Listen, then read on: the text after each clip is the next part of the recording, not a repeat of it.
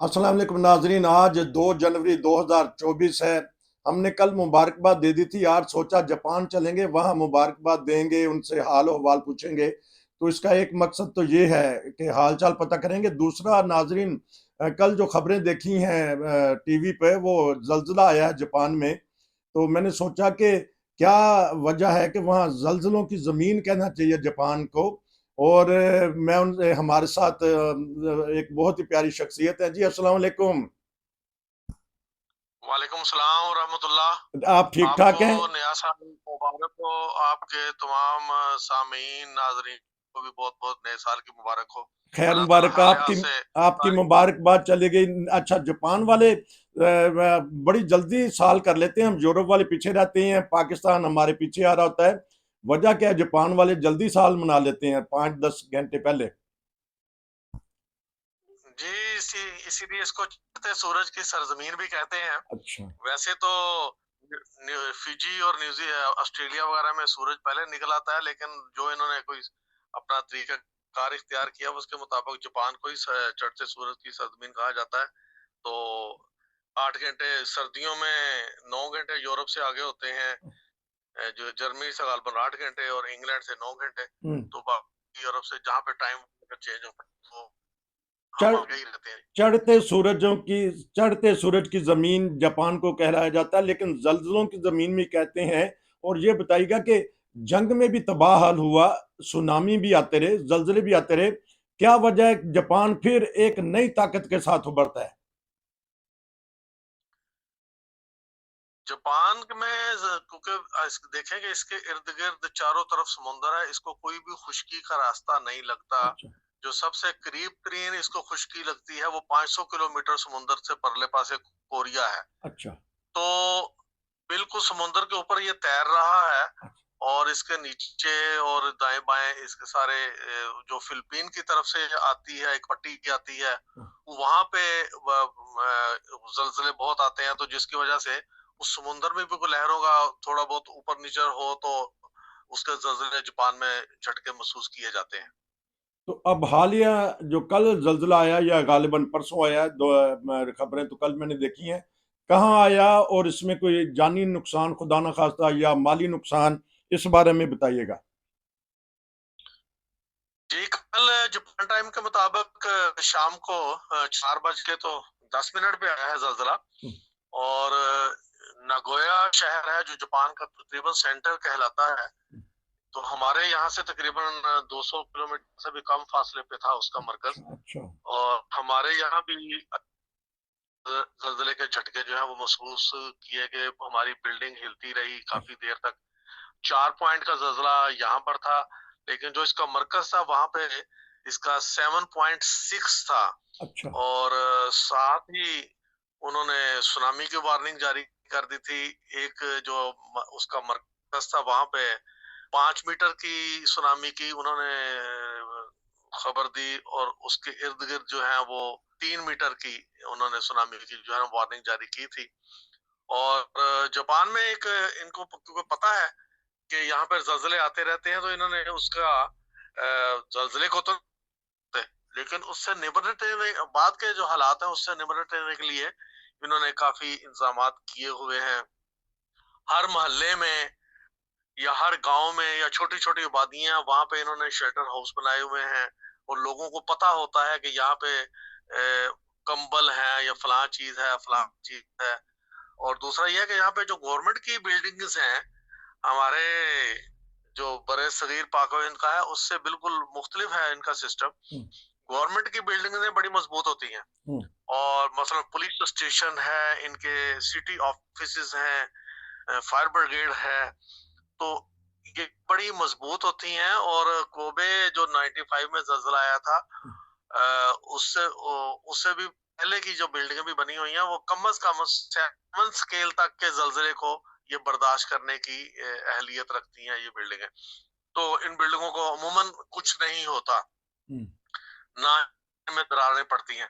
तो इन्होंने अपना स्ट्रक्चर इस तरह का बनाया हुआ है कि जो आफत आनी है वो तो आती है, हम्म। उसके फौरन बाद ये अपने लोगों को संभाल लेते हैं। ठीक। घंटों के अंदर अंदर, अगर रास्ते मसदूद ना हो तो घंटों के अंदर अंदर ये अपने लोगों को जो इन्होंने पनाहगाहें बनाई होती हैं वहां पर लोगों को पहुंचा लेते हैं। अब जैसा कि मैंने बयान किया, खबरों में भी आ रहा था कि सुनामी है, तो जो ही जल्जला आया है तो पूरे जापान में टेलीफोनों पे अलार्म बजने शुरू हो गए थे। अच्छा। और कभी जल्जला आ गया ना, और जो ही वो टेलीफोन का अलार्म बजा है तो हमें पता लग गया कि जल्जला आ गया है।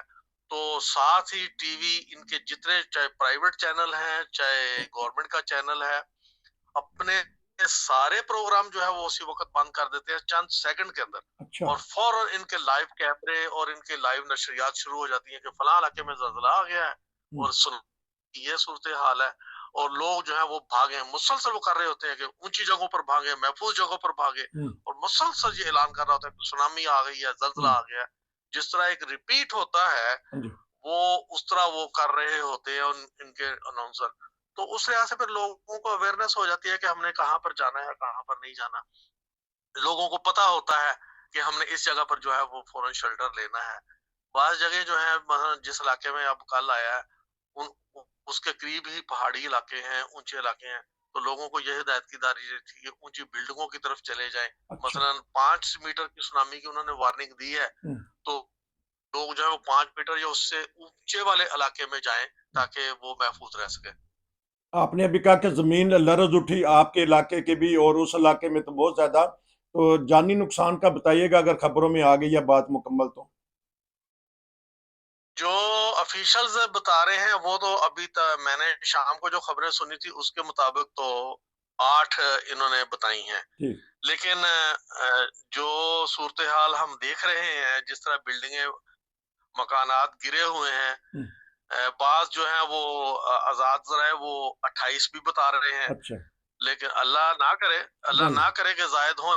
हालात यही बता रहे हैं कि जब पूरी की जाएगी, मलबे के नीचे से लोगों निकाले जाएंगे तो शायद तादाद ज्यादा ही हो, क्योंकि हमें और बहुत सारे जल्जलों का तजुर्बा भी है।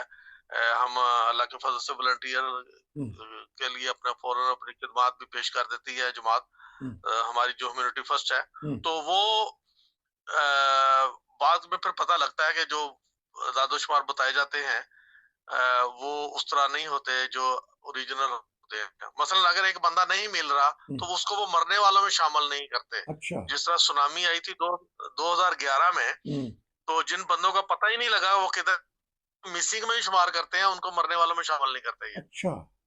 ये अच्छा, तो ये कि हाँ जी, ठीक है कि लेकिन माली नुकसान काफी हुआ, तो क्या अजहार कर रही है हुकूमत, उनकी रिलीफ मिलेगा या उनकी इंश्योरेंस होती है, प्राइवेट तौर पे ये उठेंगे?